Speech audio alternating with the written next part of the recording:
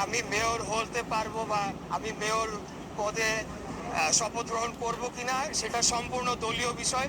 আমি বাংলাদেশ জাতীয়তাবাদী দলের হয়ে ধানের শীষের মার্কা নিয়ে 2020 সালের 1 ফেব্রুয়ারি ঢাকা দক্ষিণ সিটি কর্পোরেশনে অনুষ্ঠিত যে মেয়র পদে নির্বাচন করেছিলাম এবং পরবর্তীতে সারা বাংলাদেশের কাছে, জাতির কাছে দিন দুপুরে আপনারা দেখেছেন ডাকাতি হয়েছে।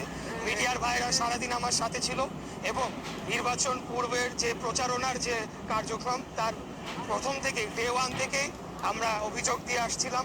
সেখানে বিভিন্নভাবে আমাদের প্রচারণাকে বাধাগ্রস্ত করা হয়েছে। আমাদের তখনকার বিএনপি সমর্থিত কাউন্সিলর প্রার্থীদেরকে বিনা মামলায় গ্রেফতার করে নিয়ে যাওয়া হয়েছে। আমাদের প্রচারণার মাইক ভাঙচুর করা হয়েছে, পোস্টার ছিঁড়ে ফেলা হয়েছে। আমাদের শেষ দিকে গিয়ে আমার মিছিলের উপর হামলা পর্যন্ত হয়েছে।